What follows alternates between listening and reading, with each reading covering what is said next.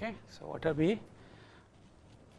Clients, we have set F, which is facilities, and set C, which is our clients or customers, whatever you want to call it. Okay, and there is a D, a distance metric. Okay, there is a distance function on F union C, which forms metric. Okay.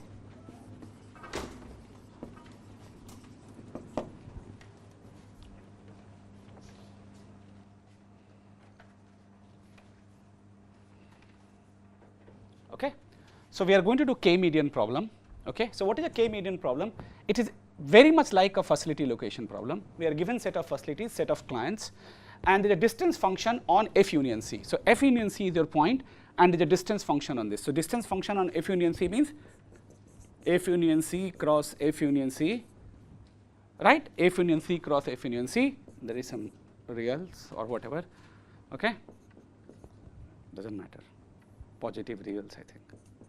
Okay, and this satisfies triangle inequality and all other properties. Okay, so this is the distance function we have, which forms a metric. And what is my goal? My goal is to open X subset of F, some facilities, right?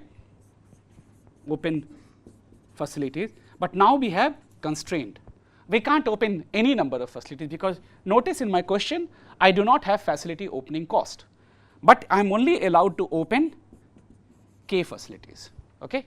So, this is the where the constraint comes, that I am only allowed to open K facilities, and once I have told you which facilities I have opened, there is a sigma function which is from customers or clients to X, which assigns to every customer the nearest point in X, nearest facility in X, right. So, if I give you, if I told you which X is, sigma is well defined, right. Okay. So, sigma assigns C to sigma assigns a client to nearest facility in C in X. Okay. Okay. And what is my cost objective? My cost objective is exactly like before.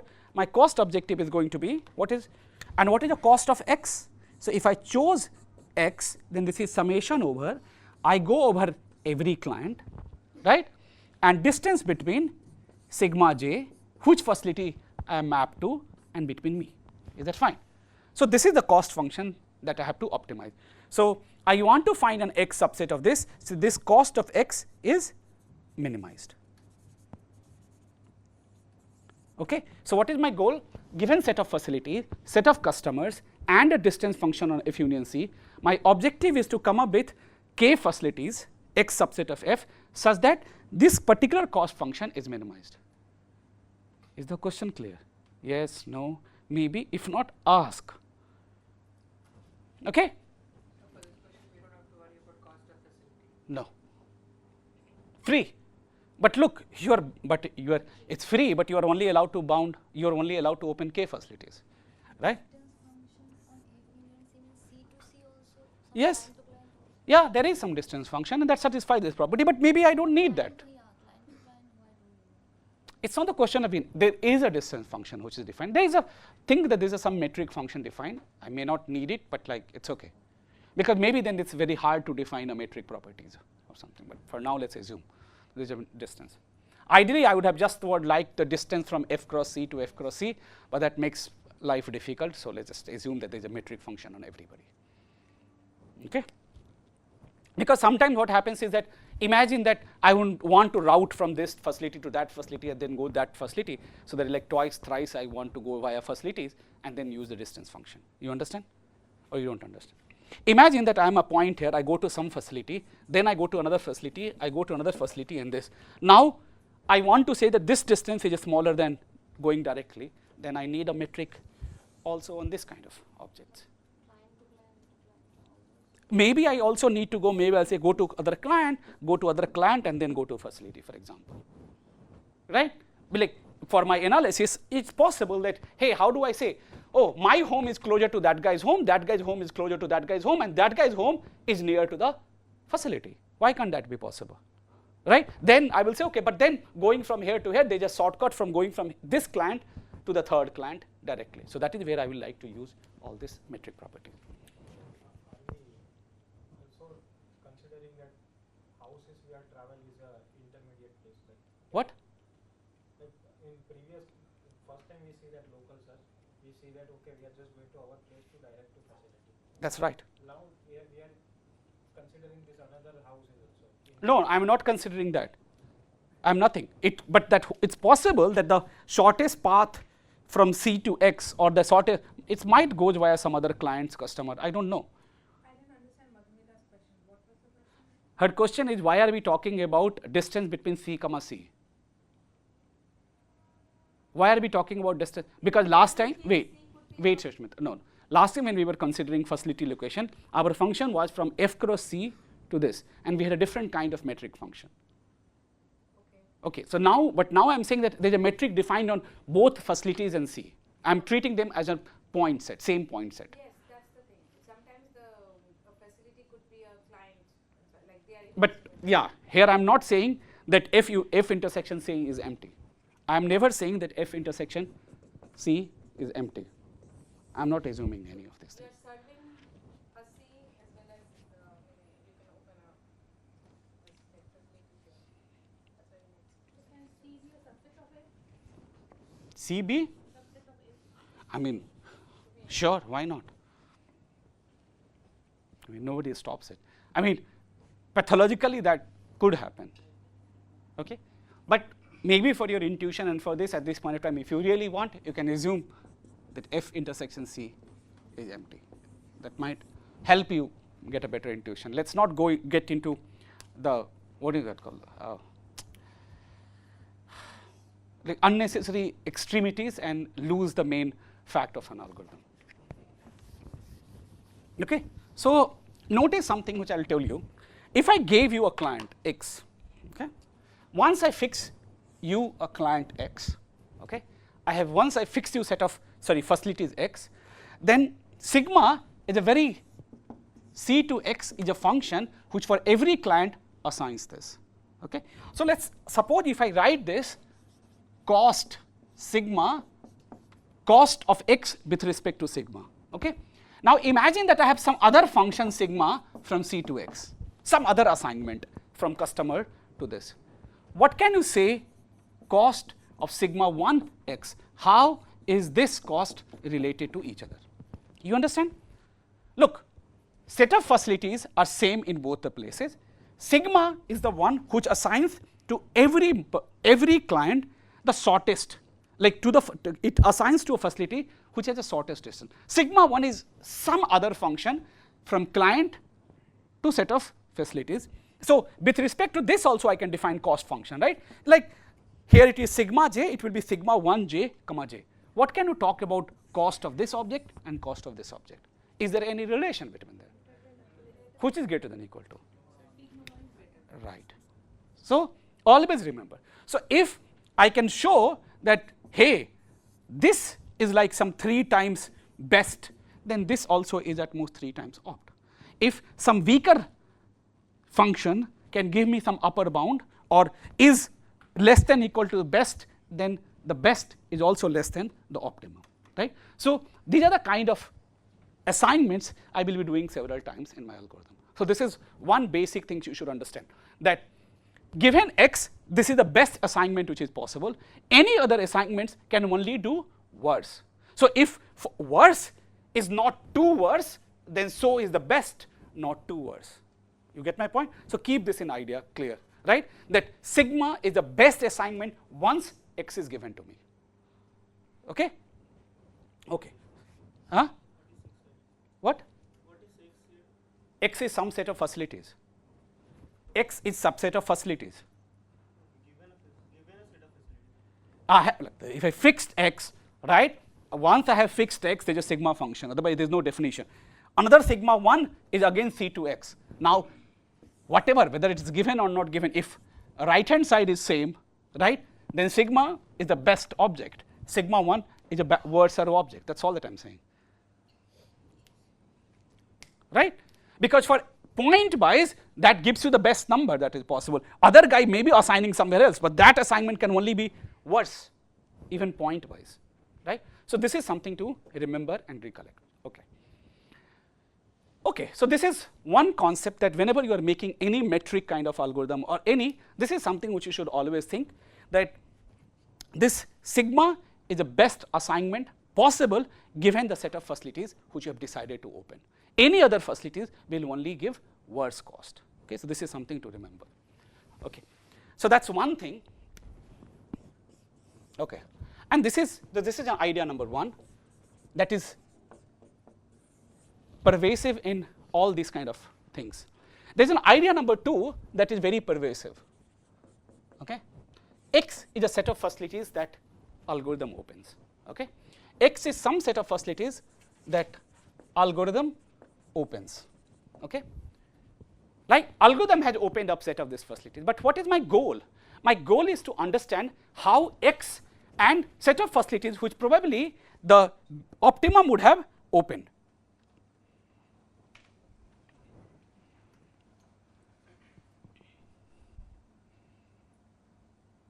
Okay, so suppose there is another set of facilities, let's call it X star. This is a set of facilities that minimizes cost, right, or optimum set of facilities, right. So we were allowed to choose, we have to come up with an X which minimizes this. X star is the minimizer of this function and X is this one. So ultimately what we have to, so now when I say cost of X, you know it is with respect to this sigma. With X star, you know it's with respect to this particular kind of sigma that assigns. Okay.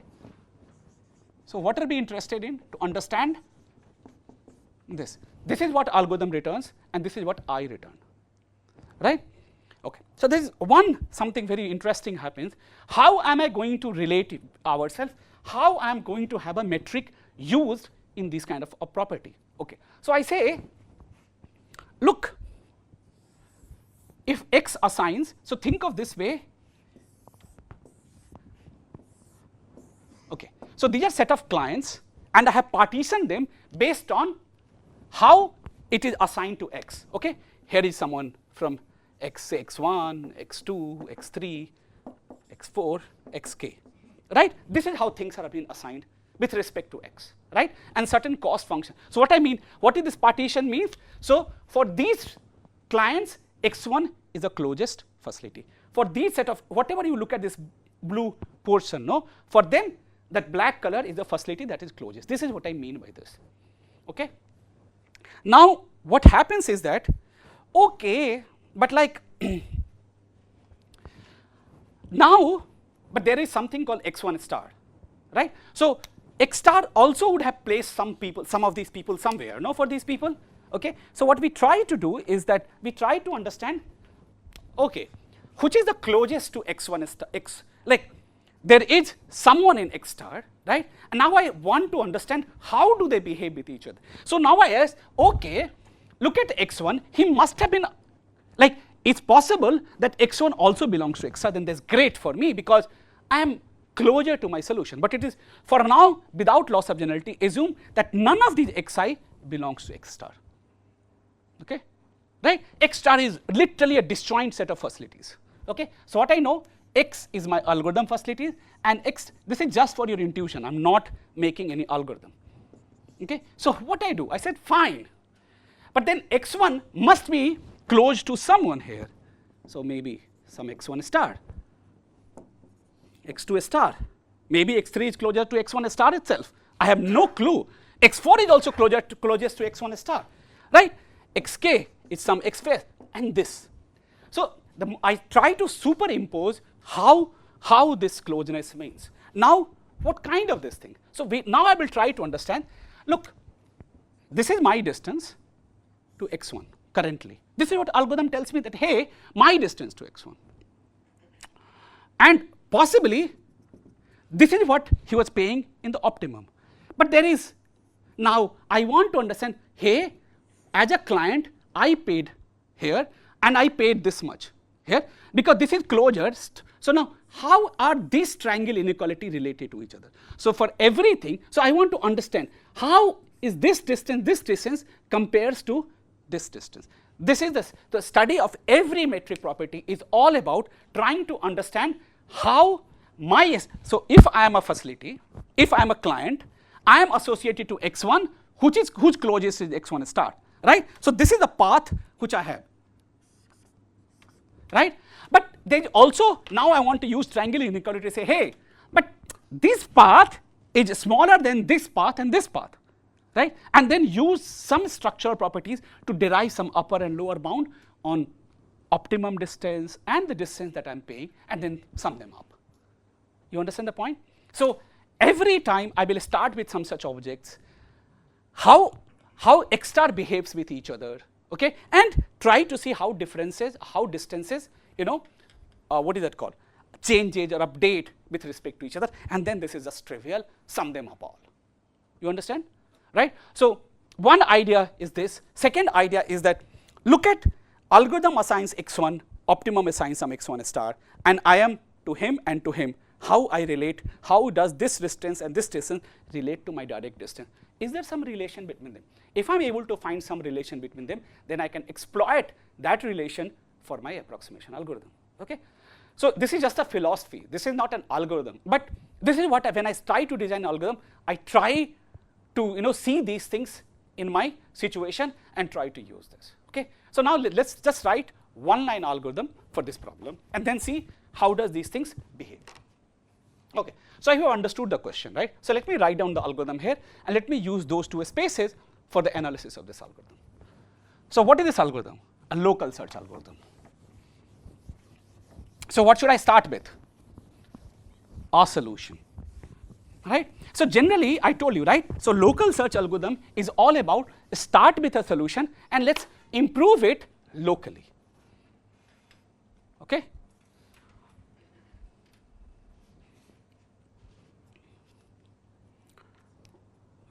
All of you know this algorithm. There is nothing amazing about this algorithm.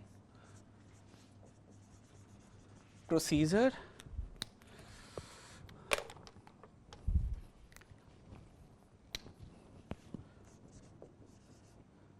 K median local search algorithm. Okay. So what does it take?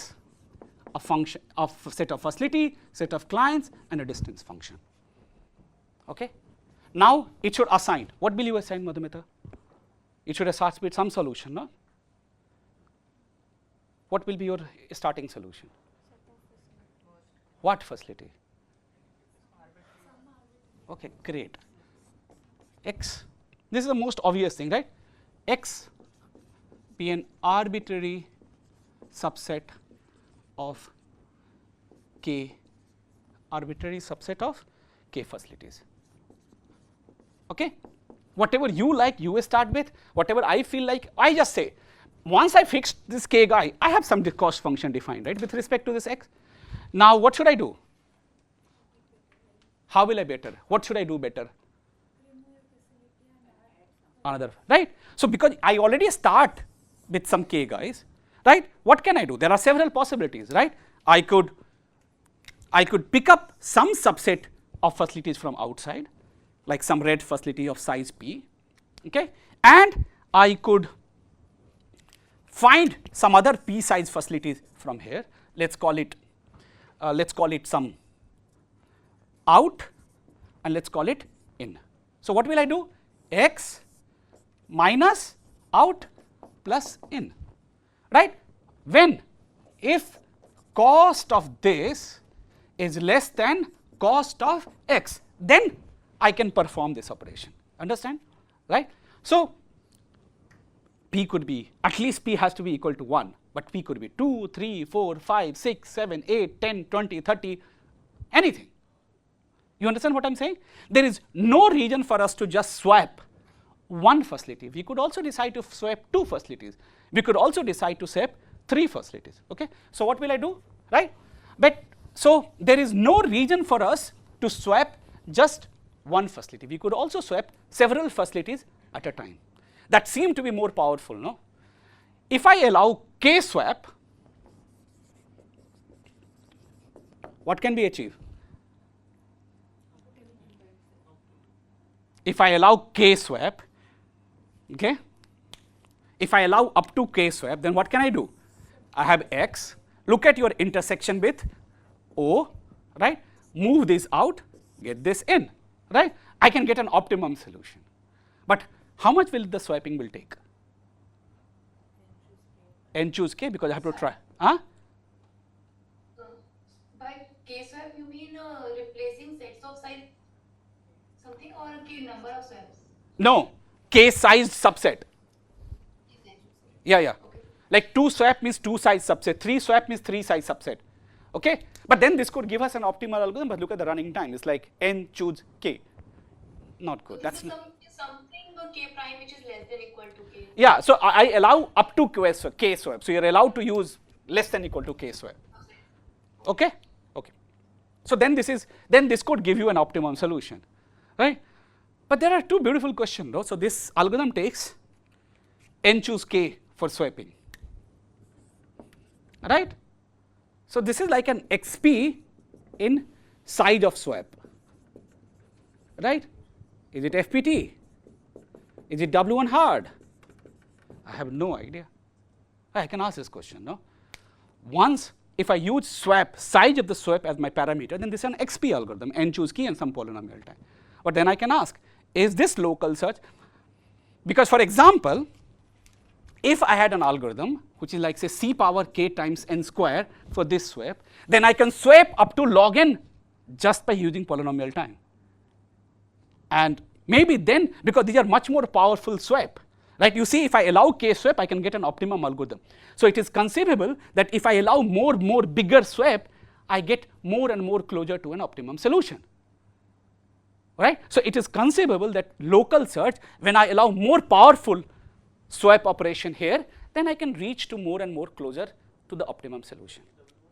Huh? You will learn in your parameterized complexity course. Okay? Okay. But do you understand this is FPT or not question? Right? So the theory which will tell you that you cannot show an FPT algorithm is what is called W1 hardness. Okay? So anyway, so this is, so all I'm trying to tell you that you can let yourself fly at this point of time and ask several questions. Okay? So for me as an FPT approximation, these are the questions which will be interesting and important to me, and I will try to understand, analyze, or prove that it is W1 hard and forget about it. Okay. So what will I do? Okay, let's come back to the truth. What I will do is that I will only analyze you swap of 1, but you can also analyze larger swap. It is people have done in the literature in polytime algorithm, like p equal to 3, 4, 5, 10, 20. People have done it. Okay? What? Constant. Otherwise, it's not polytime. Okay? While true, what will you do? I will say this is my swap operation. So what is swap? If there exists I in x and I prime in f minus x, okay, such that what? What should I write? Such that cost of x minus I plus I prime is strictly less than cost x. What should I do then? Then I will do x becomes x minus I plus I prime. If this condition is true, then I will update my set. Is that fine? Otherwise, break.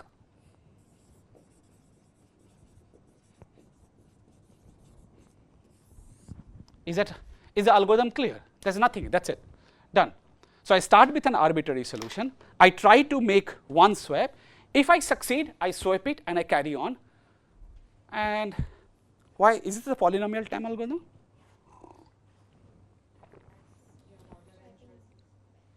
Huh? Each step, but why it will not? Corner. Because they're always increasing the value. But again, I mean, but there can be again, progressive increase in over time. yeah, but like Sushmita, Times increase in but like no, but then that's not a polynomial time algorithm. Okay? because of that. Yeah, but is it a polynomial time algorithm? No, it has the same problem as The symmetry present for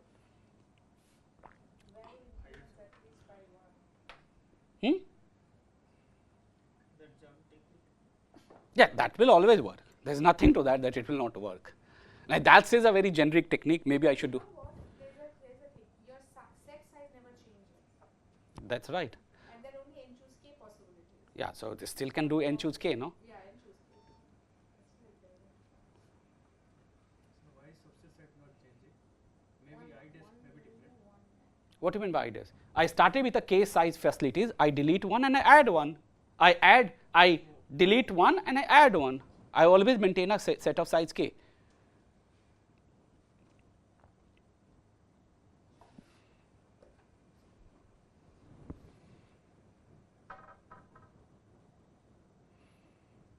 Is it polytime, Tanmay? At least the way it is stated, it doesn't look like, no?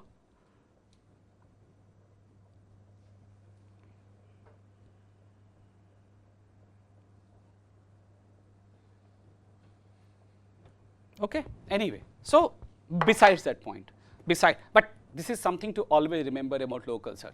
When you are doing a sweeping and all this, right?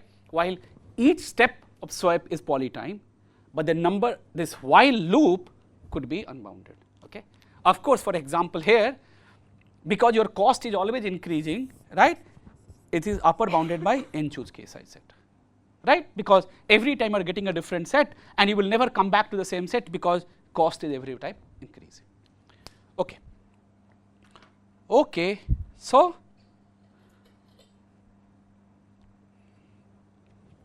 okay. So that's our algorithm, and now let's try to analyze this algorithm using these two principles. Okay, using these two principles.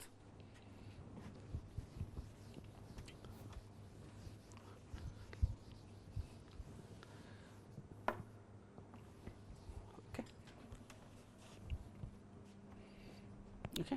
So what will I use? Let me get some new pens. Can I use some new pens?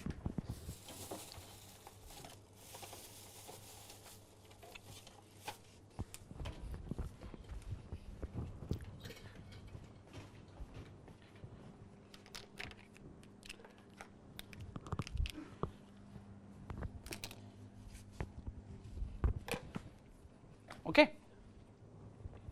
Sir, Yes. I is added. What? If I is deleted and something is deleted and I is added into the solution, Yes. can it be that I be deleted again? Yes. No. Like there's no reason it will not be added or deleted again.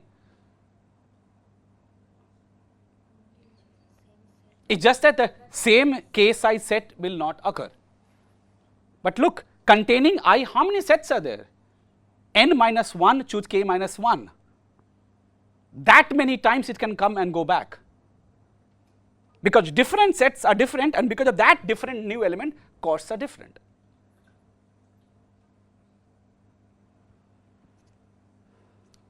So would it matter if we put then instead of less than we put less than equal to? Yeah, then you will circulate, no? Think about it. Then you cannot argue that you will not get back the same set. Then I can come back to this, like every time I keep doing this and my cost is not increasing and I'm just going in the loop. There's no way this algorithm will terminate, right? I imagine that same pair, like there are two pair which gives us same thing. I just keep shuttling around between them.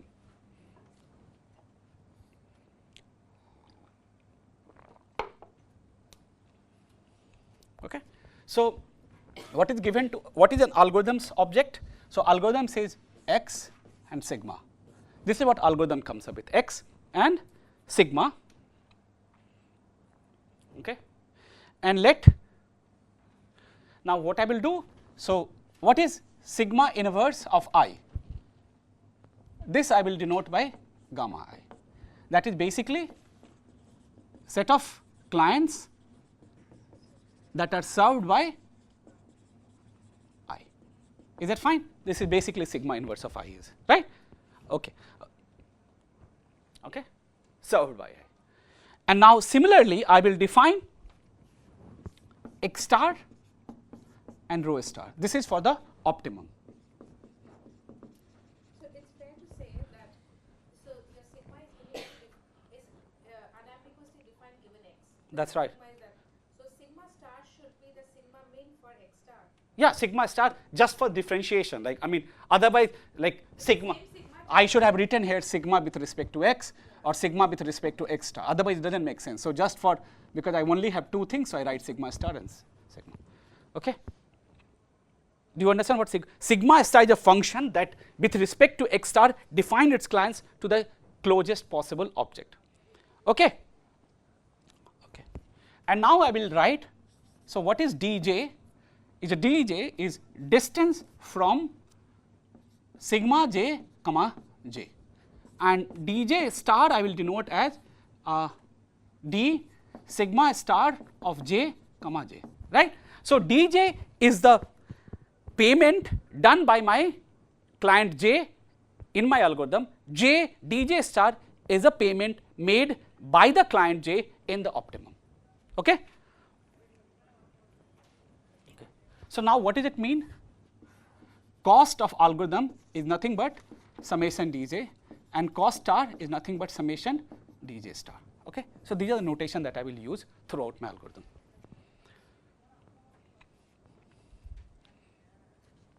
Okay.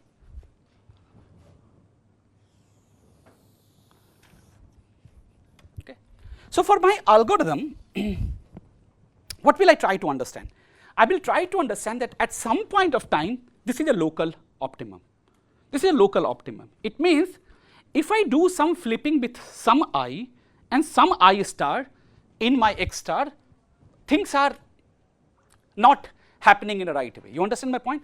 So what I mean by this, imagine for your own understanding, just let's imagine for now that x intersection x star is empty. Just like they're just disjoint for your understanding. They may not be like that. But imagine that I will ask myself that, okay, let's fix some I in x, let's fix some I star in x star. I in x, I star in x star. Why did we not flip them?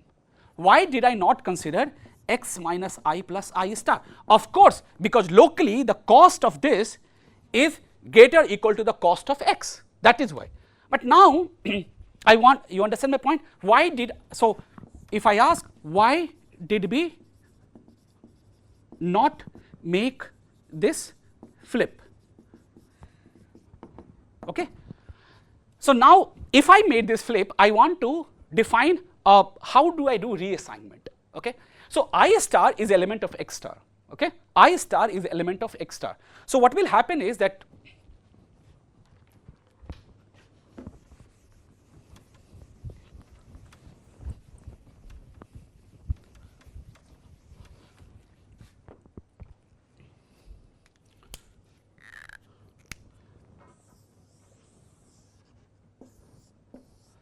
okay. So this is a picture with respect to x. Okay.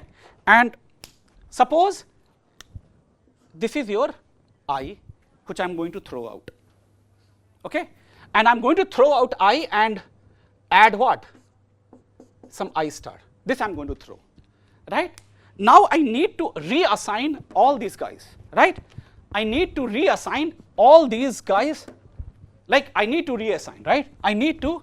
So of course, the moment I do I star, I have a sigma function which is the minimum cost, blah blah blah. But I'm not going to study that. I'm going to study slightly different function, right? Slightly different assignment. Okay, let's call that assignment embedded by sigma I out I star in sigma. This is what I will mean, right? So what is this sigma will do? What will it do? Look at this I star. I star is an element or is a facility which is in my optimum. So it was serving some set of clients. Okay, so let him serve those set of clients. You understand? So what will happen? I will reassign these people, these clients, these clients, these clients to I star. Okay? Okay. And now, where do I reassign these people? You understand? Where do I assign these people? This is not very clear to us. Where should I reassign these? Next best available. Base. No. There is like. No, in x, whatever remains in x. Of course, but I do not want to do that because that is not what I want to understand, right? So what I'm saying, when I write x into, like, look at this, let's call this x prime. Okay, let's call this set I star set. So of course I have, let's call it x prime. Of course I have a set, very great function sigma x prime, right, which is nothing but assigns to every client a closest facility. But that is not what I'm interested in. Okay, I'm interested in particular kind of assignment, because anyway this is best. So if I can upper bound the cost of this assignment, I'm happy. So what are you looking to? I'll come to that in a minute. Okay, so all I'm saying to, do you understand? If, let's call this set something, let's call this set I star set. You understand? If I fix this, then I think I should use the notation sigma x. I will call this sigma star, but this is basically sigma x star, and let's call this set x prime. Okay, so there is sigma x prime. This is a fixed function. What is this? It takes a client, assigns to a client a closest facility in x prime. You understand that? Okay, but I am not interested in that kind of thing. I'm interested in some other assignment with respect to x prime. Okay, so what is my, so this is a function from C to x prime. So x prime is same. So by my first observation, what can I say? Cost with respect to sigma x prime is less than equal to cost with respect to sigma of I out I star in. Is that fine? This cost is less than this cost, because this is the best possible assignment. This is something which I'm assigning for my analysis. Okay. Okay. So how do I assign x? I said, okay, fine. Look at these people. Look at these guys. Whom I will assign? I will assign. So look, these guys are not assigned to I star. Okay. Now, but these people are assigned to someone, right? Someone. Where? In x star. Okay. So I will assign. So suppose this is a client J, some client J. I said, hey, whom are you assigned to? So it says, hey, in optimum, actually I was assigned to sigma star J. But it's possible that sigma star J is not even there.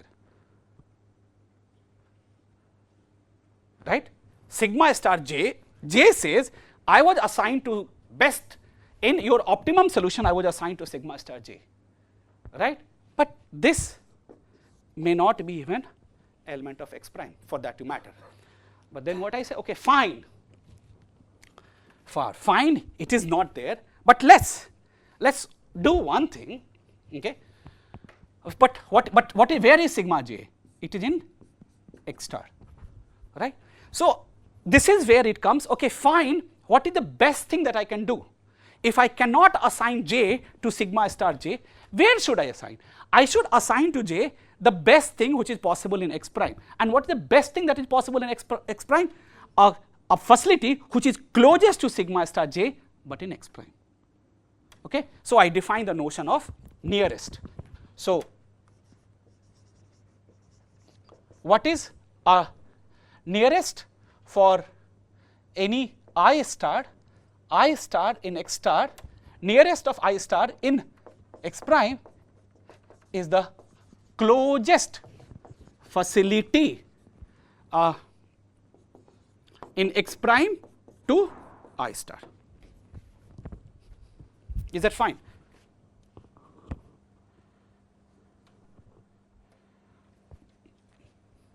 Okay. So now let me define this key definition. So what is my key definition? So this is my key definition. Given I star in x star, given I star in x star, let nearest I star denote the facility in x with minimum distance between I comma I star. So what is the given I in x star, what is the nearest I star means? That facility for which going from him going from I star to I is the cheapest, urgent minimum. Is that fine? Yes, no, right? So that is what the meaning of. So this is a definition that you have to remember, right? So this is an idea which I'm trying to tell you that, okay, so what I'm trying to superimpose now, fine.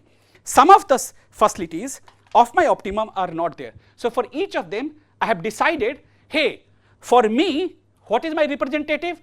A facility in X which is nearest to me. Like who will represent me in my X? The one which is nearest to me. Okay? So in other way, what's the picture look like? If you look at this picture, okay, so this is I star, okay. So I star could have someone, but some other J star could have someone which is closer to him. There could be some other guy who's closer to him.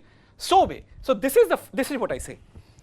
Look at I in X star, right? And asking, hey, which is the nearest facility among this set of facilities? So I look at the distances to each of them, and I pick the one which is closest to me as my representative or as my buddy. Okay? Okay. So now here, what kind of function I would be interested in? I would be interested in the following set of function. Okay. So what I would be interested in? So I would be interested in a new function sigma, which is like I out, I star in, which takes to C and to X prime. Okay. What it does? Okay. If J is a client which belongs to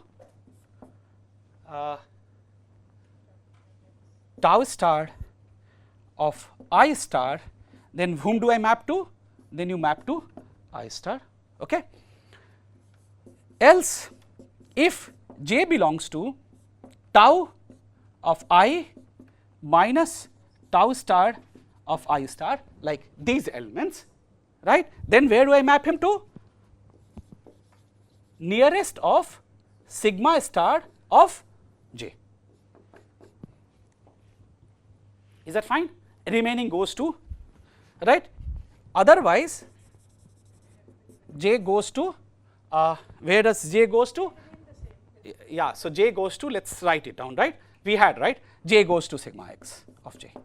That's it. Is that fine? Look at this same. Now let me drop this. Okay, so when I added this, these are the set of people who were assigned to it in the optimum. They get reassigned to them. But now these people were, so all these people, wherever they were assigned before, they're assigned now. But these are the people who were assigned to I, but I is no more there. So where should they be assigned to? So I decide, okay, fine. Where was he assigned in the optimum solution? So it was assigned to sigma J star. He may or may not be there. If he is not there, then let's assign him to the nearest of that. That's it. Okay. So now, for example, look at this. Is this the same thing as saying? Look at it. Look, if given I star in X star, if I star belongs to X, what is the nearest of I star? Is I star itself. So this cap, if I belong to this set anyway, then what is the best distance to any? Me itself. I think all of you look very confused. What you're saying, is it the same thing as saying those points who have lost their assignment because I has been removed, they should be assigned to something in look who is the closest, who they would be assigned to optimum. That's what you're saying, that who would they be assigned to optimum, and the closest vertex client or facility I have in my solution, that is. Yeah, that's all that it is. That's what your Yes. this thing is, right? Yes. Is that fine? Like, is the reassignment fine? Right? So what I'm telling you that, what will be my reassignment? My reassignment is fairly simple. Okay? Like when I reassign myself, everybody here gets unassigned at this point of time because I is over. But now what I say, okay, when I introduce I star, I say, look at the set of clients who were assigned to it in my optimum solution, reassigned to himself. Okay, I will tell you why am I doing it in a minute.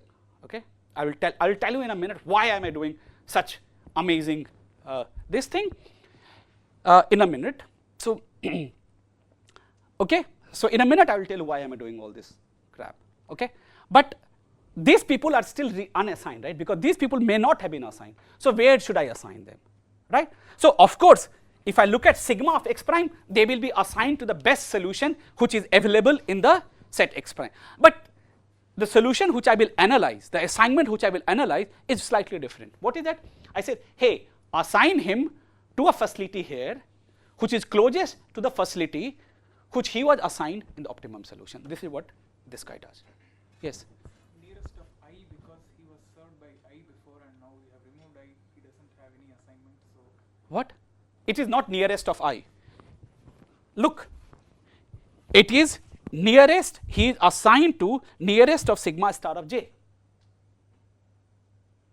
Look at, this is a client here j, okay? It is j here. He was served by some facility in optimum solution. Okay, I would ideally like to assign him to that, but since that guy is not there, I assign him to the facility in my set which is nearest to that set.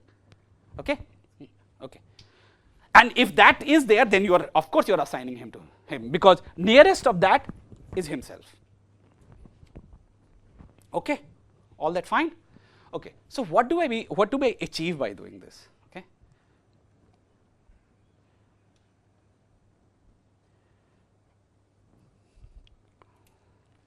Okay? Why are we so much interested in? Okay? So here's an interesting property of these things. I mean, you understand this all, and there's nothing in this. Is this the same object as, like, I ignore the opt, but I just look at who all are there, what are facilities there in my solution, and among them find the one that is closest to these unassigned people? No, I do not understand your question. So Repeat. here your definition as reassignment is with respect to what opt would have done, Hmm. and instead of opt you're finding somebody closest to opt who's already there, and so this thing. So I'm saying, if we shouldn't this person be definable without looking at the opt acts? This is just for the analysis. This is the end of the algorithm.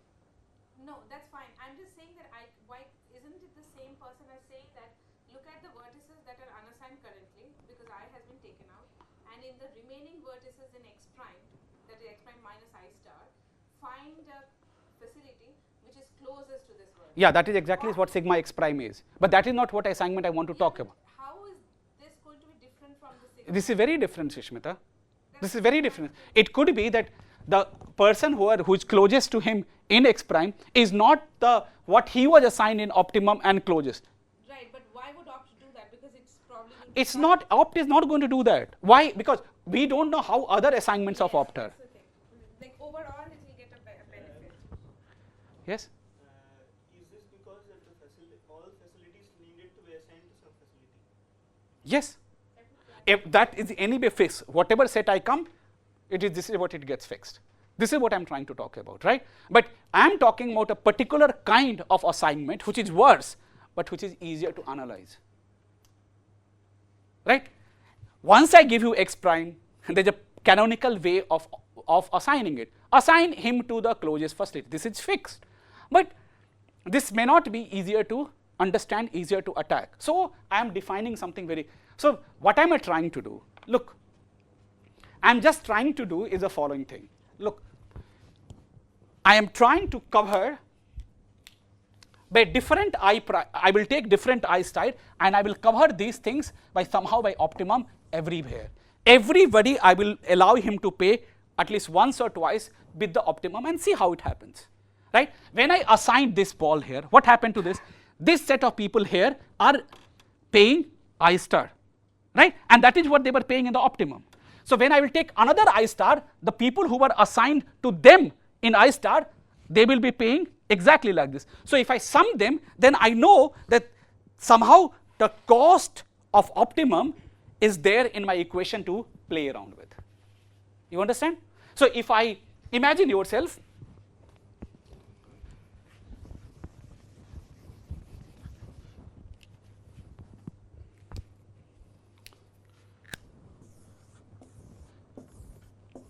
oh, this is just wrong.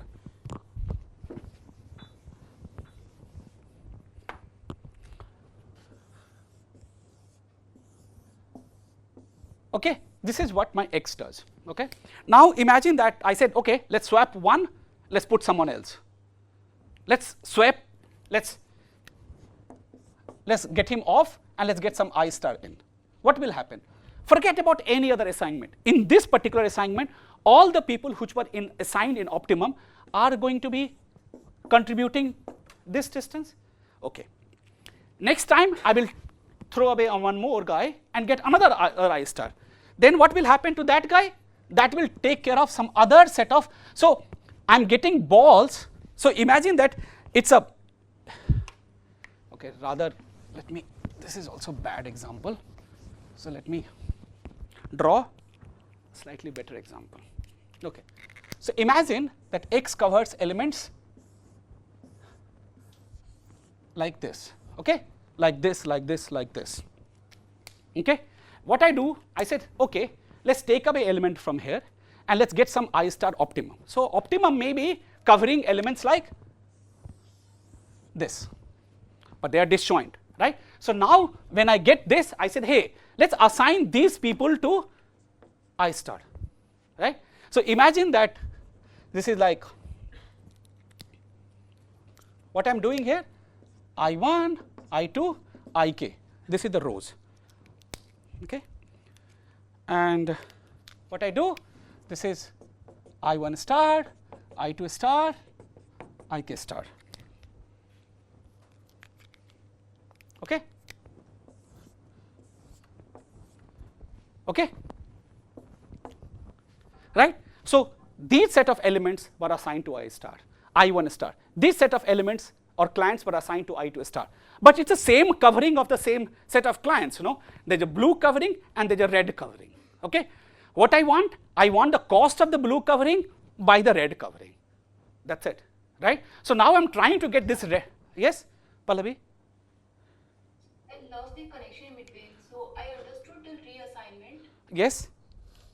So now what I'm saying that But think, what happened after? oh, so what I'm think of this way, that your X assigns clients the following way, like in the rows, blue rows, okay? And imagine that your optimum assigns the clients in the column wise, right? So I'm basically trying to understand how the red cost and the blue cost matters, right? And how am I doing this? I'm doing this, correct? Right? So this is the better way of looking at this picture, is that I draw this, there's a blue cost, which is my solution cost, and there's a red cost. When I'm saying that, okay, now I'm saying, hey, let's throw this element I1 and let's get I star, right? But when I throw this, right, so when I throw away I1 and add I1 star, I get some solution, but that cost is strictly more than the blue cost, correct? Okay, then I consider next solution where I delete I2, I add I2 star and say, hey, this is also a cost, new cost, right? But that cost is more than the blue cost, so on and so forth, right? So I get k different solution, but k different solution definitely contains all the constituents. If I sum them up, it contains all the sum of red solution and of course lot of garbages. Now I have to bound how these garbages relate to whatever we have done. Is that fine? Okay. So now I'm just rubbing up this because this is nothing, there's nothing in this algorithm. Okay. But look at how interesting things happens here. Okay. Here's a claim which will clear out everything. Here's my claim. Okay. What is my claim? For any j in my client, distance between nearest of sigma star j comma j, the distance between nearest, because that is the what reassignment I am doing here, right? That is what reassignment I will do largely, is less than equal to distance in my solution 2 times dj star. Okay? Remember what is dj and what is dj star. dj is a contribution from j to this facility in my algorithm and it is its contribution in the optimum solution. Okay? So now let's just draw a picture.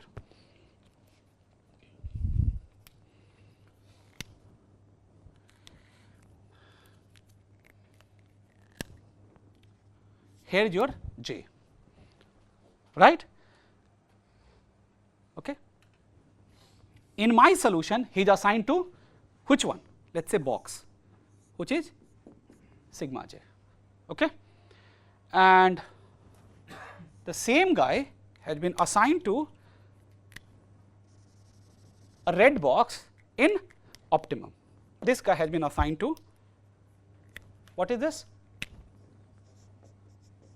Sigma star j. Okay. And here is another one. What is this? This is nearest to sigma star j. Is that fine? Right? So now we just have to play around with triangle inequality with these three things, and we will get this. Okay. What is this distance? We know this distance. This is dj. What is this distance? We know this. dj star. Excellent. And suppose this distance is some d. Okay?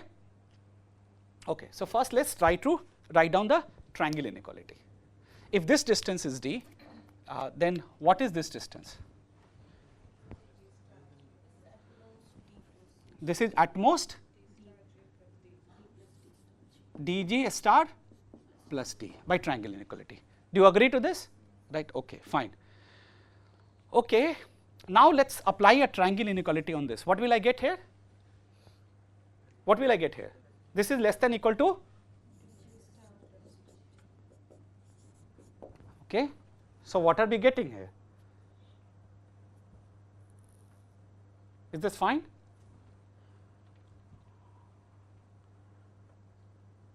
Yeah, that outside missing edge is basically at most dj Okay. plus 2 dj. What? So the last, that missing line, This one, right? yeah, it is at most dj plus dj star plus d. So what we were interested in? This and j. So this is dj star plus d. We have to get rid of d. So how do we get rid of d? You don't get rid of it. I mean, you know that nearest, that's by choice the smallest. Okay. So what you know, that this distance is larger than d.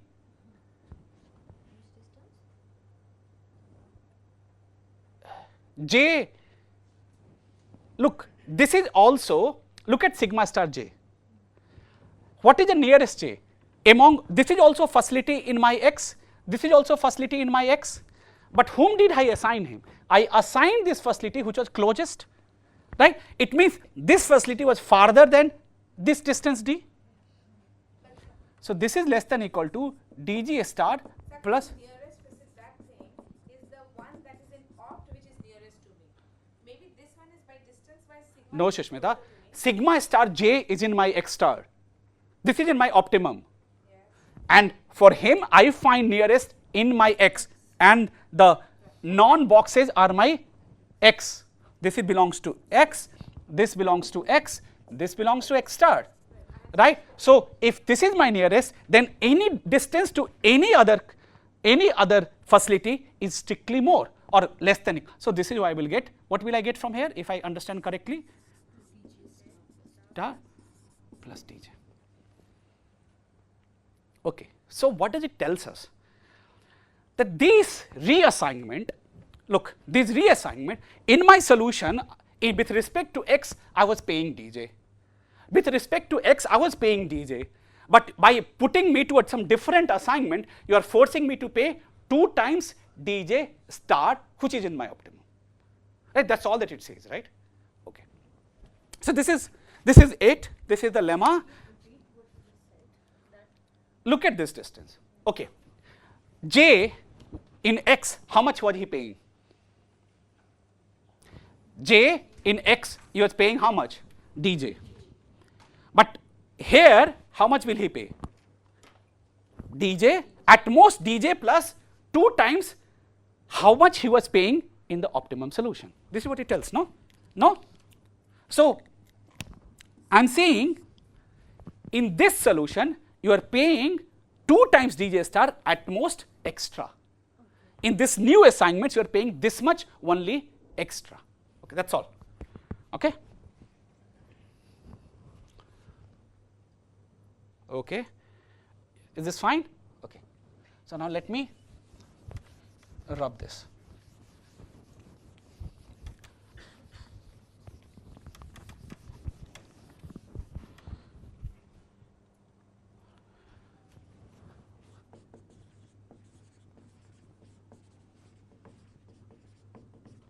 For each facility I in X, okay, I am going to define something.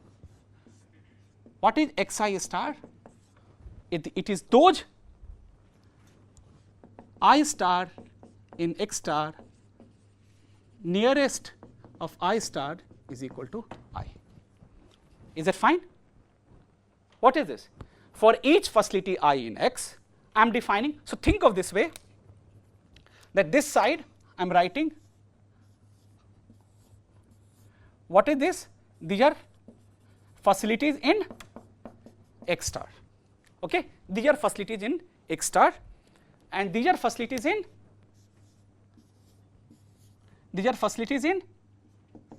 X. Okay. What triangle inequality? Did not understand. This one you did not understand. I was replacing D by this quantity, and that is not triangle inequality. This guy was assigned a facility in X which is closest. So this is also a facility in X, and this is also a facility in X. But he decided to assign nearest function to this. It means this distance is larger than D. We are assigning J, right? Not sigma star J. What? What is the definition of nearest here? Right? Nearest function assigns for a facility in X star, a facility in X which is closest in distance. That's it. Okay? So it's possible that these two guys, so this, let's call this I1, I2, I3. Okay? So what is this? Is xi1 star, means these two facilities, which is the closest one is I1. Is that fine? This is what this definition means. Okay? Now, so this, what does this means? Say this is xi2 star. Okay? So what does this means? And okay, so this facility has been assigned to I2, maybe there is, right, and xi3 star is empty, right. It's possible that some facilities are like for several facilities in xi star same old. So there could be, so then for some facilities in X nobody is assigned to him. It could happen. Is that fine? Right. So this is what I mean by this xi star nearest is X. Okay. Okay. So now let's do a simple analysis first, and then we will do the difficult analysis. Okay. So this is the wishful thinking. Okay. This is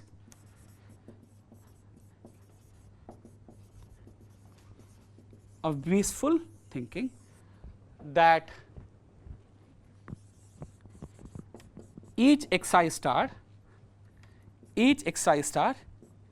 is 1, or in other way this assignment is bijection.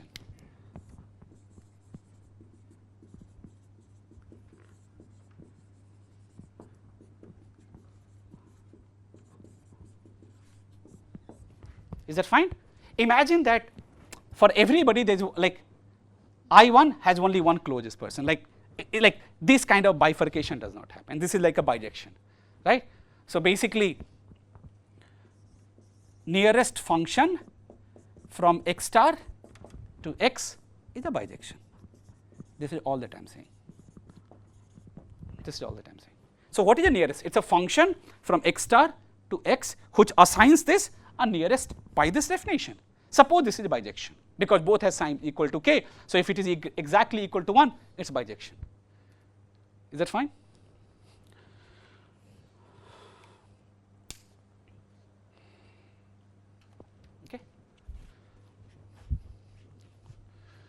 Now, we have written everything here. Now, let us just imagine that I swap. What are we swapping now? Let us swap. Let us look at this picture and let us swap I with some I star. I swap. I swapped, right? What happens then?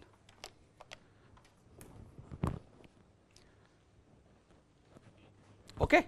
If I swap, I want to understand what is the change in cost. What is my change in cost, right? So I swap I with I star, and I want to understand what is the change in cost for this. Okay. So how do I change? If you notice, if I notice, right, I only change, these people never gets changed. You understand? These people never gets, they never change their alignment. Only this person change and this person changes. Is that fine? Look at this. If J is in tau star I star, if it is here, assign it to I star. If you are here, then you assign it to the whichever he was assigned to the nearest, and for the remaining I, please don't change me. That's exactly what this definition means. So for these people, there is no change. They were assigned whatever they were contributing in X, they are contributing in swap business, right? So we should not worry about them. We should only worry about what happens to the cost of these elements and these elements. Do you agree? Is that fine, right? Look at the definition. These, when I swap this, sigma I in I star out. So let's say swap 1 with 1 star, okay? I1 with I1 star. Now it is very clear, right, what I'm talking about, right? Then these people never change their cost. Only people who change this cost is this. Now let's try to understand how is their cost changing. Okay, look at here. They are paying now how much? How much they are paying now here? These people here, dj star, right? So they are paying d1 star. Okay, so basically what they are paying, these people are paying. Okay, so let's call it d1 star. Okay, right? These people were paying, I don't know what they were paying before, but now they are paying d1 star. All these people. And what are the other people paying? That person people paying? But they were paying before how much? DJ they were paying, no? How much extra they are paying now? That's right, right? Okay, so if it is, so I will say J, so this will be like DJ star to DJ star, right? Right, whatever their distance is, that's like, this is the change we are talking about. And what is this change? This change better be positive. Otherwise, we would have done the local search, no? Why did I not doing local? The change is positive. So this is greater than or equal to 0. If it is less than 0, it means what I'm only talking about change, right? So if change is negative, strictly less than 0, then I would have swapped I with I star. Is that clear?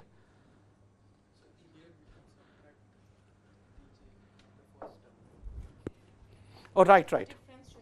Okay, because, right, right. He's right, because we were also paying DJ, right? We were paying DJ, now we are paying DJ star. So we were already paying DJ. So what is the change payment? Change payment is this much, right? Okay. So in other words, if I have to rewrite these things in this case, so this is the most important thing, okay? So I will remove the proof, I will keep the claim, okay? Okay, so if I have to write it in a careful way, so what is this? So if you do, so if I do I in X and with I star in Xi star, this is the swapping I am doing, okay? Then what happened? Then what did I get? I get summation j in gamma star I star. Okay, how much did I pay? dj star minus dj plus for j in gamma I minus gamma star comma I, which is those, right? How much do I pay? How much is difference? 2 dj star, which is greater than equal to 0 because of local optimality. This is because of local optimality. Nothing. Okay. Now let us add for all pairs I comma I star. Like there are like I in x, like look at this, right? So what happens? Look at this function, right? For each I in x, there is a I star which is there. So pick up each pair and you will get this same equation, you sum them up. What will you get then? You will get summation I in x star, summation over, so I fix I in x star, and yes? So reassignment can happen for someone who was not assigned to I, was not assigned to, let's say, J. Look at this picture. Sorry, nothing. Look at this picture, right? So all this is how the assignment of x hold, right? But it's possible that this element of which was assigned to I1, this element which was assigned to I2, this element which was assigned to I3, all these were actually assigned to I1 star in my optim. So I do this as reassignment to all these people, and remaining people, they were assigned to I2 before they are assigned, but I1 is gone now. Whom should I assign them? So those are reassigned to whatever they were assigned in the optimum, but since that may not be available, nearest to those people. Is that fine? Okay. Oh God. I star in x star. Okay. Now j in tau star, j in tau star. Blah, blah, blah. Yes, correct. This is correct. Is that fine? Right? For them, how much it happened? dj star minus dj plus this side also I can do summation I in, this is going to be I in x, right? I in x, I in tau of I minus tau of I star, because those set of elements that are not there, 2 dj star, this is greater than equal to 0. I don't understand. So it should be I star in x star. In the summation should go from I star. No, it's okay, but how is related? I and I star related in this function. Each I star is related to I star. I. Imagine that x is I1, I2, Ik, I1 star, I2 star, Ik star. They come in pairs. So, because look, if I have deleted someone, no, so I have thrown in I star and deleted I. So that is what I is. Because for those, because the person who have been deleted, for them this needs reassignment. That is exactly what it is here. So this is why it is I in x. Because I and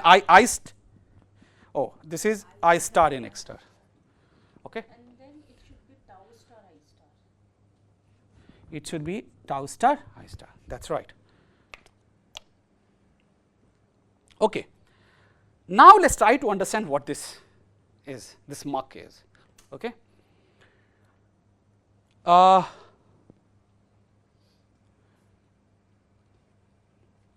Look at the first summation here. Look at the first summation here. What is this? This is basically the red brackets. Look at the first summation. What is this?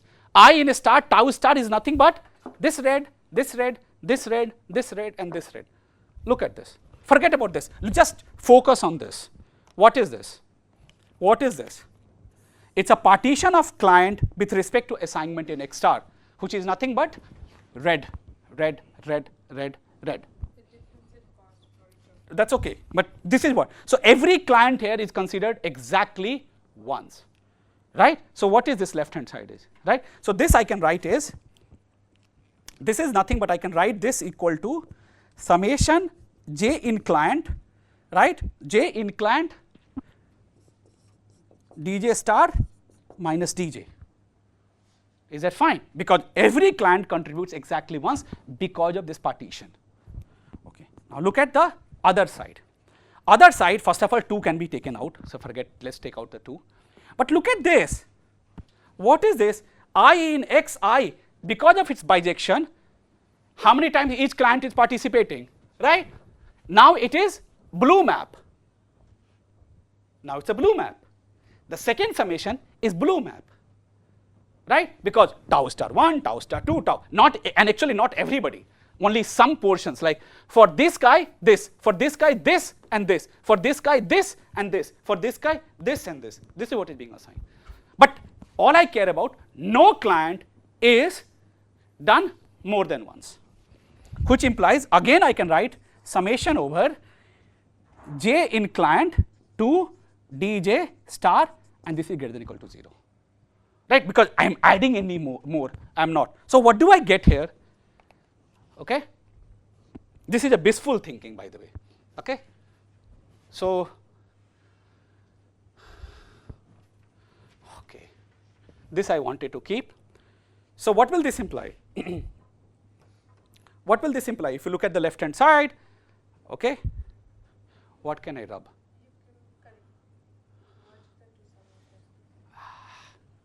Okay, I do not want to delete this picture. I do not want to delete this picture.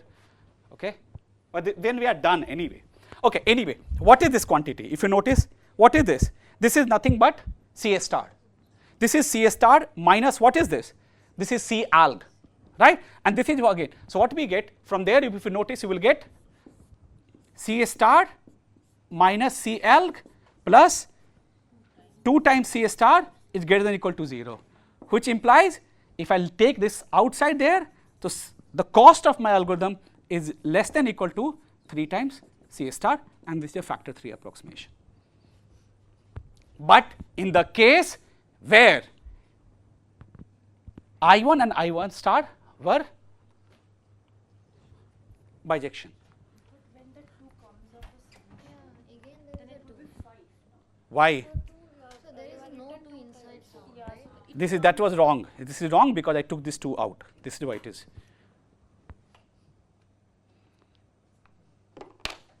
Okay. So for me, I keep this picture in my head because that's helped me that, okay, so blue is an assignment of, blue is an assignment by solution, red is assignment by optimum, then I know exactly what I am counting, what I am not counting.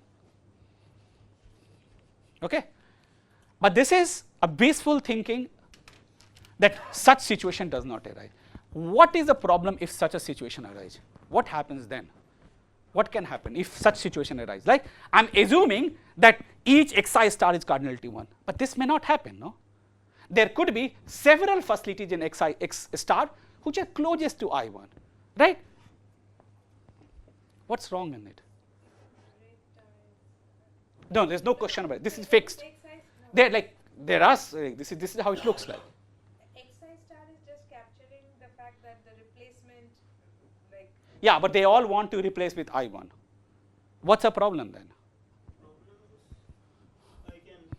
we have one of them that has not been assigned. So in the right hand side we have something less. Like it will be less than k. It will be less than k, and we can assign a optimal xi3 star to something. Hmm? If we could assign less than k facilities and get the solution, but always if we assign all k, we get a better solution. I don't understand what you're saying. Come again. You're saying something correct. So say again slowly because I also need to parse. I'm saying that if we have this scenario, Hmm? we could have some k minus some facilities, we'll be able to They are not assigned at all. There are, like for example, look at this picture. I3 is not assigned. This is not closest to any of the person which is an optimal, right? So, So le- I3 is there just as a buffer. I mean, it doesn't play a role. no, I3 is there in my X. Yeah, it will be there. It just wouldn't contribute to the cost. What do you mean it doesn't? It does contribute to the cost in X, because there are clients which are assigned to I3. The replacement argument, I3 is nobody's nearest choice. Yeah, but then what is happening? What goes wrong in my argument? I will never be, so the cost of certain clients will never be counted if you do this. What are those clients? I'm telling you, if you do this, cost of certain clients are never counted.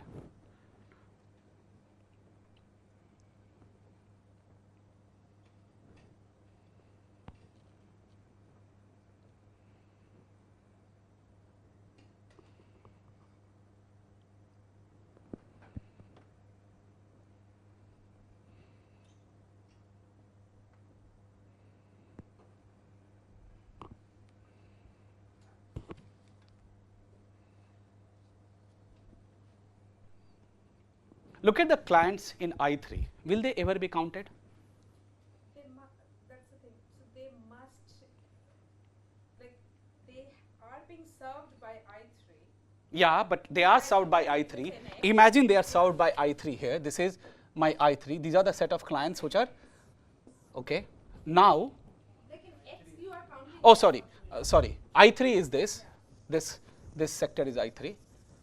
Okay. Now, what happened? He is not assigned to anybody, right? He is not. This guy is not assigned to anybody. What happens to the cost of these people, right? That guy is never counted from anybody. No, this is the part I'm not. So I3 must be somebody. No. I'm not saying that. Please try to understand that. Okay. So all I'm trying to tell you that. Okay. So maybe my question is wrong. If I did not, all I did is that, okay, for each I use, so for example, here I use, suppose this is I1 star, I1 as a pair, I2 star, I1 as a pair, and I3 star and I2 as a pair. Suppose these are the three pairs I made and I did this computation. What's wrong in it? If I use this pair, because this is what pair tells us, right? That let's do exchange between this and this, let's do exchange between this and this, let's do exchange between this and this. Am I right? So if I did the exchange between these three and I sum this computation, what's wrong? Why didn't we replace I3 with X I1 2 star? What? Why didn't we replace I3 with X1 2 X I1 2 star? I didn't understand your question. Whom do you want to replace with whom? I3 we replaced with I3 doesn't get assigned to anything. The second one, Okay. star, I2 star, I2 star, to I3. But for my argument, a notion of nearest was important. Otherwise, this claim does not hold. Okay, just a minute. How is this? To control how things are related, I just cannot replace anything with anything because I use nearest to have this claim in my hand. To control that when I do reassignment, by how much your cost increases, right? If I do an assignment to someone very far away, my cost could be very, very arbitrary and then I cannot even control it. You understand what I'm saying? Right? So there is some relation between nearest and if someone is really very far, which could be the I3 could be, but then I cannot say that this reassignment has not come up with a cost which is far too much for us to control in anything. You understand? So if it means that for I, it has two choices. Either it can be served with I1 star and I2 star. Hmm? So when we have pair of such sort, does it mean that I has two choices to swap with? One is I1 star and other is I2 star. Look, No, so can I ask you a question about that sequence that you're doing? So the first pair shows that I1 was thrown out and I1 star was inserted. correct. Second one is again saying that, well, I1 is again thrown out and I2 star. I1 no longer exists. Don't that look, my algorithm never makes those moves, no? X is fixed. It is for the analysis. X is fixed.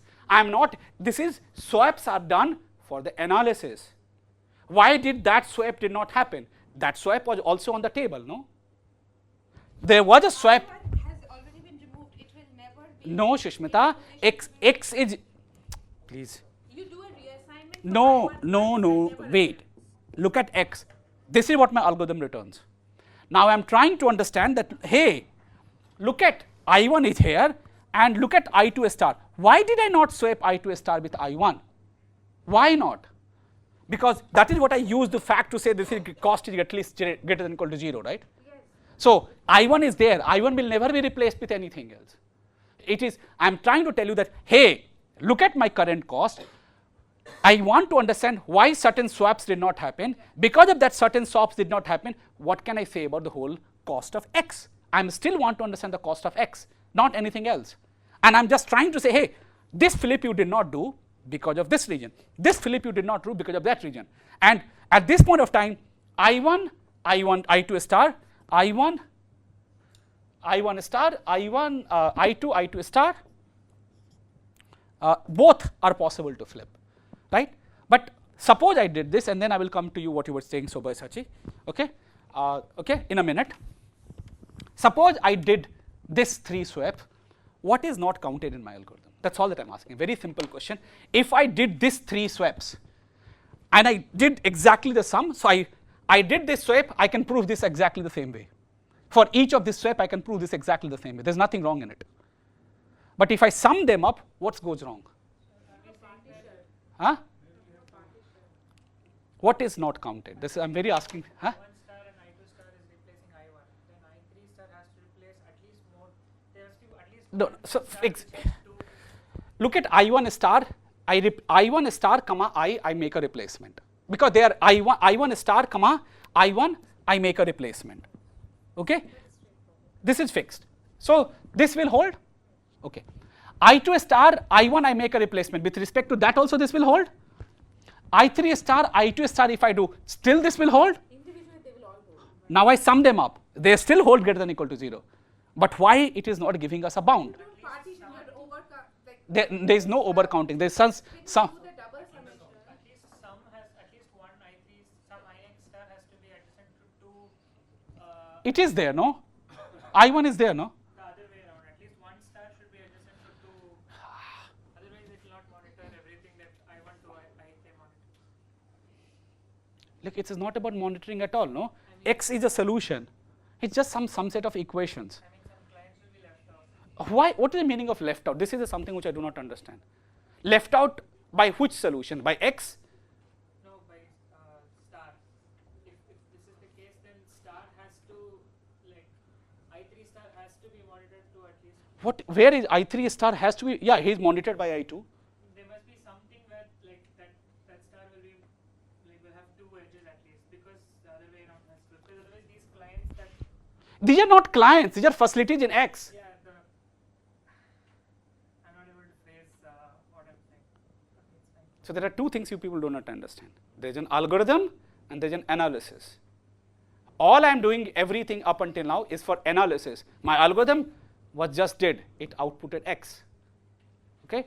All I am trying to tell you that if I Target that in the double summation, when you merge the 3 different equations together, if you don't have a clear partitioning that this person serves this look, one, is the first inequality hold or first inequality does not hold? This is all I am asking. first, second, third, each one.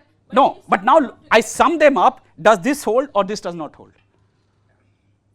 Does this hold? Look, please, there are only 3 things, right? I star in X star, J star in this. This definitely hold. There's no issue with at all. This, like, red partitions are perfectly valid here. the tau star. Red partition is definitely valid here. Please have a look. What is it? I star in X star, and this happens. But next it says I in X. That's the one that's getting overlapped. Overlapped. But what is being overlapped? So the people who are getting contributed are towards I1. Another So what all things are overcounted here? So can we see from this diagram that you have drawn, because Look at this. For example, look at I1. This piece, look at this I3, this piece. This piece is never counted here. It's never counted here, right? this piece is never counted there at all in this computation. You understand? This piece is never counted in this computation, this piece. It's never there. Because what I will do, I star and I1. So its blues are not counted. Red is, because every red maps to everybody, it's a partition of red. Perfectly valid. It's just, and some things are counted, but that's okay, no? What's a big deal about all this? Fine. How many times each of these guys are counted? 2 is like, this is 2 times D. How many times each of these guys are counted? How many times did you count? Forget about this. Look at this quantity, right? Okay, let me write it down. This is your problem, right? So here there is no problem at all. Here there is, because of this, it is a red partition. So this is summation j in C dg star minus dg, right? Plus summation over, now I can only say j in some C prime. Not all customers are counted here. Yeah, the tau of I3 is not getting counted. That's okay. But but this is 2 times dj for j in C prime. Is this line correct? Huh? What is C prime here? C prime, imagine that either I do not write, some customers are never counted in this side. So imagine that C prime is a set of customers which are counted, for which their contribution is counted. Is this right or is this wrong? Because look at the customers in I1. He is going to be counted for I1 star, for I2 star, right? Twice. So basically, for each contribution he contributes 2. So you have to write into 2, right? But this quantity is definitely greater than, this quantity is less than equal to, this quantity is less than equal to summation j in C dg star minus dj. Summation j in star dj star minus dj, right? Plus now 4 times summation j in C dj star dj. Is this fine? Can I say this? Right? Because C prime is a subset of C. Now I have increased it, and even for those customers I am counting 4 times dj. Is that fine? Yeah, it's an overcount. Overcounting. So this will give you what approximation? 5. 5. Okay, excellent. Right? So it is not necessary that I have to go over all customers here. If I can tell you, if I can come up with an assignment here, if I can come up with an assignment here with the following property, every customer is counted 23 times, then I will get what? 23 plus 1, 23 into 2, 26 plus 1, 27 approximation, right? I don't have to count everybody here. All I have to guarantee that these guys are counted at most some constant number of times, and then that is what I would have done, whatever trick he was trying to tell me, that hey, why are you doing this, right? Why are you doing this, right? Maybe just assign it like this, right? This is what we were trying to tell. Even then this inequalities all will hold, okay? But when this is the case, it could be that there are some lots and lots of people are assigned here, okay? So what should I do? So all I care about is coming up with an assignment which is not too bad. And let me explain what I mean by not too bad. Sorry, I just have one question. So when these swaps, three pairs, from this diagram, all I understood that the row corresponding to this I3. Look at this, what happens? Look at this. For a pair, there is a row and column where things happens, right? Right. So the way these columns are, the way these are, because this is distinct, every columns are counted. But look at the rows. For some people, some rows are multiple counted. For I1. Yeah, because for example I1. Yeah, but for I3 is not counted at all. That's okay, that's only subset, no? Look, what I'm saying, subset of this is greater than or equal to C. This is exactly what I said, right? It's fine that it is subset, but this quantity is less than, even if I did it over all this, that's over counting anyway. This quantity, which is a smaller number, so I'm saying, hey, cost of my algorithm is smaller number than this, so I can upper bound with really the cost which I wanted.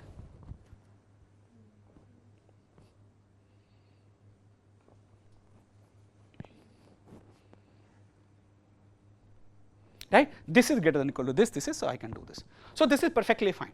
But even if you counted small number of people here, but if you counted some guy, some lot of time, then somehow you have to, that will go to the approximation factor, no? Because all I can say that, hey, suppose if everybody was assigned to I1, if everybody was assigned to I1, all I can say here, hey, here it is 2 times reverse, but each of them are contributing how many times here? 3 times. Then, because everybody went to I1. Each group you have two contributions, 3. Into 3. 2 DJ is like fixed, and now number of times they appear. So if I can come up with an assignment which is great, interesting, Number is also less. exactly, right? Then we can do happily, right? I say you are doing 2 subsets, but each of time, like each guy is only counted few times, okay? So, I mean, maybe I'm not saying, but if you write your lecture notes and draw these pictures this way, it will really make it very life easy, because this is what is happening. Unfortunately, no papers draw this picture and it becomes much more confusing. But what I want at this point of time, let me just write it down and then we will be very happy, okay? So I can rub this part now, okay? And then I will not do anything, I will leave the analysis for you after I define these things, because this is really nothing after this. And who is taking the notes for today?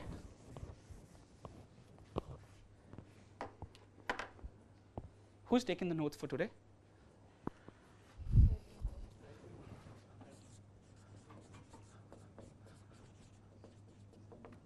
Swap pairs, okay?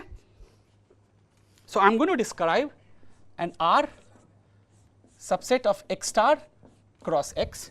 So R is a subset of X star X, okay? And what is this? Cardinality of R equal to K, and it has following properties. What are the property? A, for all I in X star, there exists exactly one. So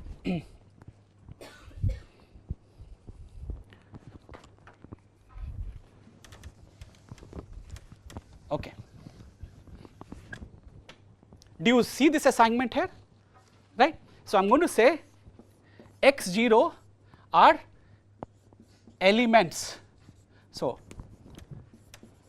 facilities in X with no one in X, no one in X1, no one in X star map 2. Right? So like for example, in this case, what is X0? Is I3, right? And what is X1? Facilities in X with exactly 1 mapped from X star, okay? Okay, I'm going to forget X2 and more. I'm only going to concentrate on X0 and X1 in a minute, okay? X0, nobody assigned to. X1, exactly one person assigned to, okay? I'll tell you why I can do this. For all I in X star, okay, there exactly one I in X0, X1 such that I star comma I is in R. Okay? So each element, okay? So first of all, what is it says? If you look at this black edges, every edge, you look at this black edge as a subgraph, then every element in X star has exactly one edge that it is incident. This is what it says. For all I in X star, there exists exactly one I in X0 such that I star comma I is in R. You understand? So think of this as the edges between this bipartite graph, right? How can it be a small I be in X0 and still I star and I be in R? X0 basically means that you are nobody's nearest person, no? What? No, I'm coming up with a different assignment. But the swap pair still mean the same thing, right? What? Yeah, swap pair That will. you pair throughout something and Yeah, so this I'm telling you, right? So I'm defining a pair to you. so those X0, X1, they are not defined with respect to the nearest function. This is how they are defined. But now I'm taking this set of edges and I'm using Sobeya-Sachi's ideas and move some edges here and there.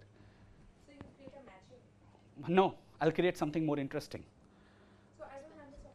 How can you have for any I star in X star? How can you have any element in X0 such that I star and I will together form a swap pair? That is my definition. Yes, I'm swap pair does not have to be these edges. Then this is fixed. I know that this did not work. So I'm defining a new set of edges. Think of this, that this bipartite graph, I'm defining new set of edges. Okay, new set of edges. Like this was one set of edges, I'm defining new set of edges and say, hey, these are my swap pairs. And with the property that what was happening at this point of time, maybe lot of people were, this is like too much.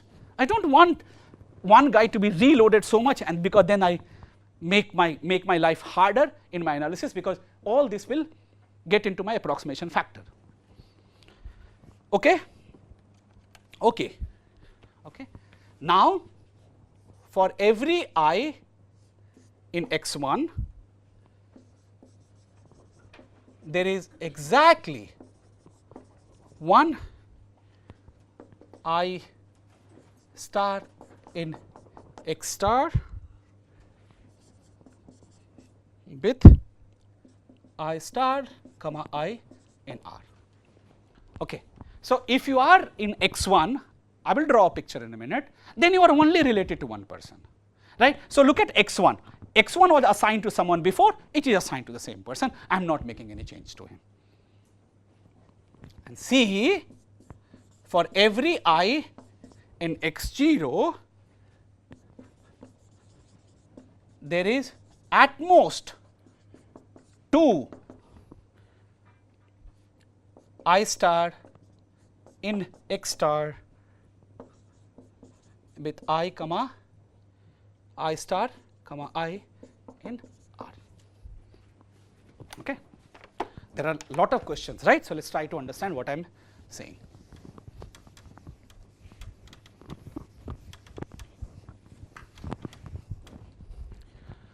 Okay, so what am I saying here? Okay, so think of this way, that this is I. Think of this way is that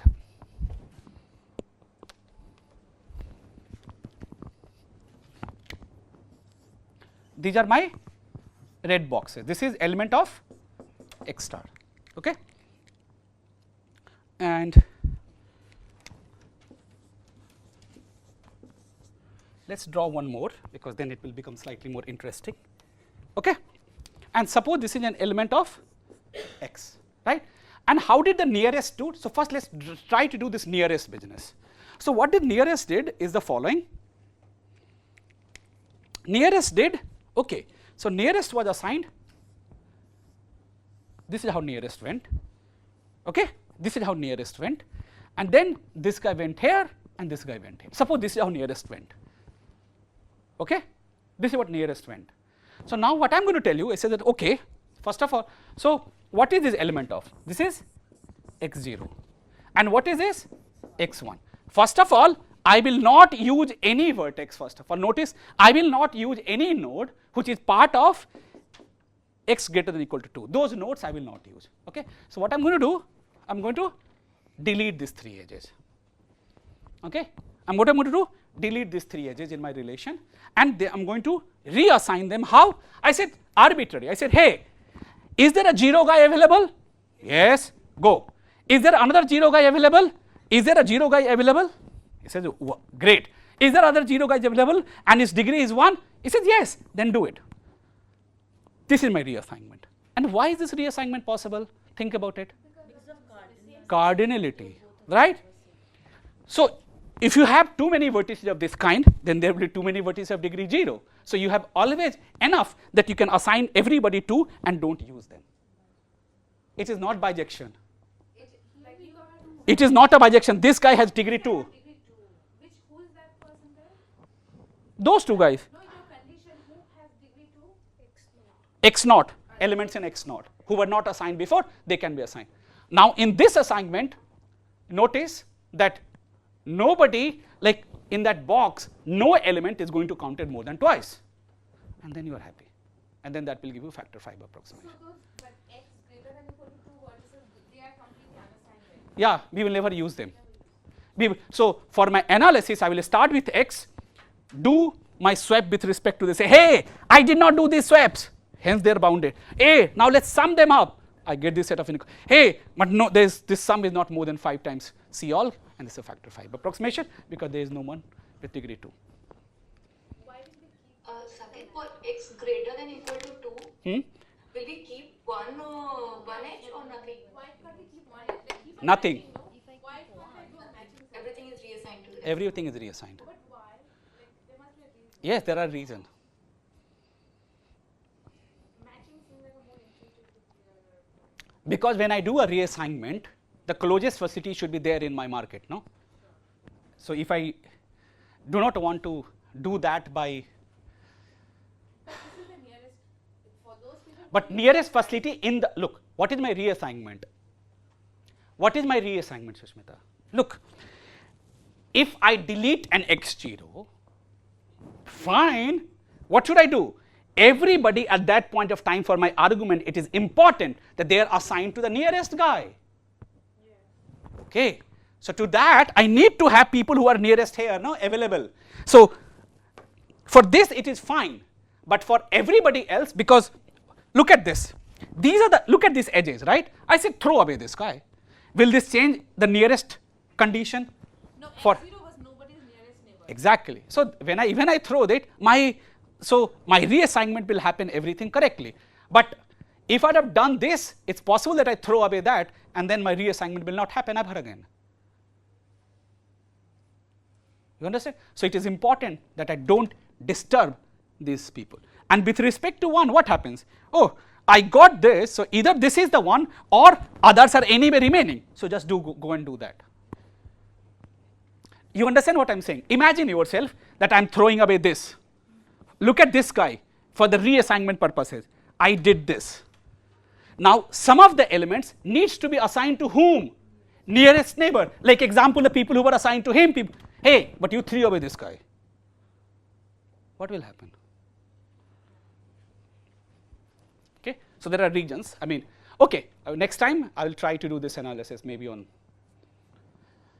maybe I'll start from here and do the. In the case, the nearest can be assigned to x1 also. What? Like, I don't know the analysis though, but x1 can be assigned to those if I am not counting x greater than 1. No, I don't understand your. There are 2 places you need something, right? What are you saying? That look, what is my algorithm doing? My algorithm is for these people, this is my nearest facilities, right? This is my nearest facilities. So for all the elements there, right? Imagine a solution. Imagine a solution. Now suppose this is the guy you at least even kept 1, okay? At least for 1 edge you kept. Now look at the time when you delete. Look at this solution, x minus, say this is I and plus I star, okay? Now look at the corresponding row and look at the corresponding column, right? Everybody else, everybody here is assigned to whom? I star. Now who are these people assigned to? Look at the people, look at, suppose he is assigned to this guy, right? Suppose this element was assigned to this in the optimum solution, but this does not exist. Whom should he assign to? Nearest. Which is his nearest? Is I. But does I exist in my algorithm now? No, you have deleted it. So what will you do your algorithm on? What will you do your analysis on? So I do not want this to be gone, right? But you may ask, but what about this case? Okay, this is easy because hey, the people who were assigned to him, now he has anyway come in, so they can reassign to himself. So that's perfectly fine. If there's only one guy, look at here, this element. This is not a nearest to him, no? Right, so look at these elements. This element cannot be nearest to him because they are nearest to some other guy which is not this and which exists in my algorithm. So this is why we never touch this thing. No touching. So it's basically you're saying that the x1 vertices, their purpose is that one time only they get reassigned and that's it. So that's why they are safe to be deleted from that point on. Exactly. But not that point. I'm only doing one, Sushmita. Yes, But imagine yourself that look at this guy. at this point of time. I deleted him. Now, where do I assign these elements? For my analysis, it was important that each of these elements are. Okay, just probably explain that having the edges, what does it mean to be deleted? Like just because you're having those edges means that this side, when it comes across, This is not come across. What I was analyzing. property associated with the edges. Say that again. What am I trying to understand? I want to understand this guy, x minus I plus I star. This is the solution I want to understand. What is the meaning of this? So when I do this, what is the meaning? I said, with respect to I star, look at the column of I star. Okay? Look at the column, look at the row with respect to I. I think I use the, no, let's use correctly. Why confuse people?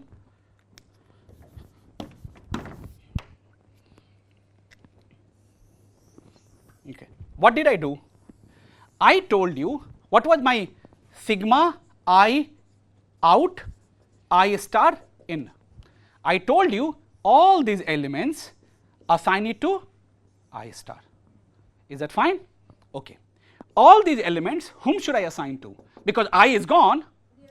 Nearest to whom? No.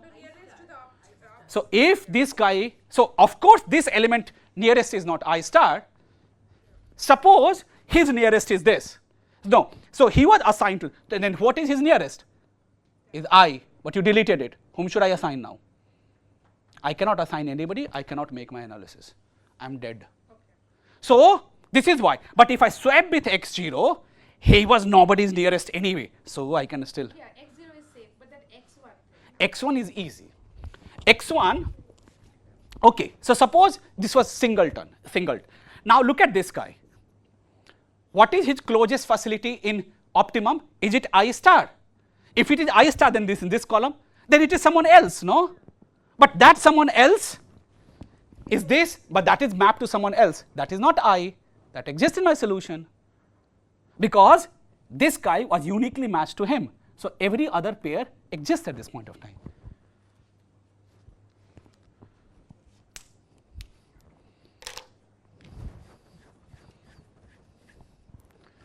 Okay. Okay. Thank you.